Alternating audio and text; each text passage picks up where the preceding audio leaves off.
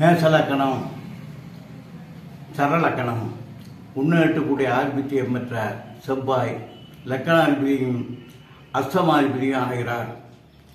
அஷ்டமாதிபத்தியம் வீண் வாரம், court, jail, police, accident, மனைவி ஸ்தானம், மாங்கல்ய ஸ்தானம் எல்லாம் இவருடைய இதை சேர்ந்தது.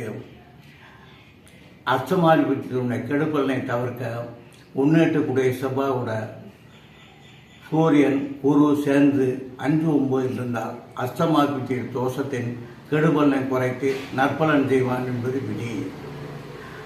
5-9 இடங்களில் சூரியன் முன்னேற்றக்கூடிய செவ்வாய், சூரியன் குரு சேர்ந்து 3 நட்பு கிரகங்கள் 5-9 இருந்தால் சிவராஜவும் திட்டிக்கும்.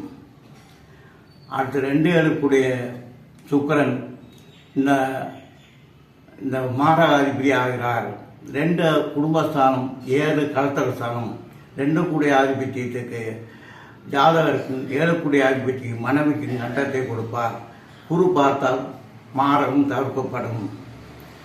அடுத்து 3 புதன், செவ்வாய்க்கு புதன் 3 புதன் செவ்வாய்க்கு சத்துரு என்பதால் இவனுடைய காலங்களை நல்ல பலன் செய்யப்படுறார். இளைய சகோதர ஸ்தானாதிபதி 3 6 சத்ரு சனாதிபதியும் ஆகிறார்.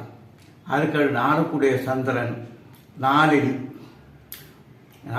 சந்திரன் 11 தான் நற்பலன் செய்வான். தாயார் கல்வி சுகம் இதை அறியக்கூடியது.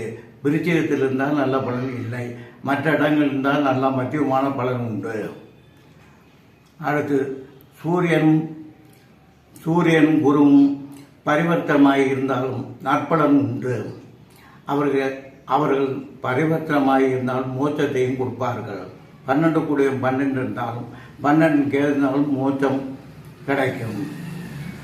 சனி 10-11 சனி பாலகாதிபதி என்பதால் அவனுக்கு 9 குரு சேர்வதால் தர்ம மரியோகத்தை சிறப்பிக்கவில்லை. ஏனென்றால் 11 அதிபதி சரலக்கணத்துக்கு 11ஆம் அதிபதி பாலகாதிபதியாக இருப்பதால் தர்மகர் மரியோகத்தை முழு பலனை செய்யாமல் ஓரளவு செய்வான்.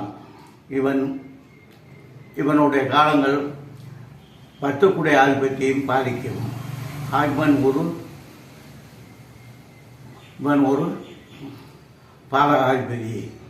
மேசலக்கணத்துக்கு 2 7 மாரகரும் 11 பாலகாதிபதி என்பதை அறியவும். நன்றி.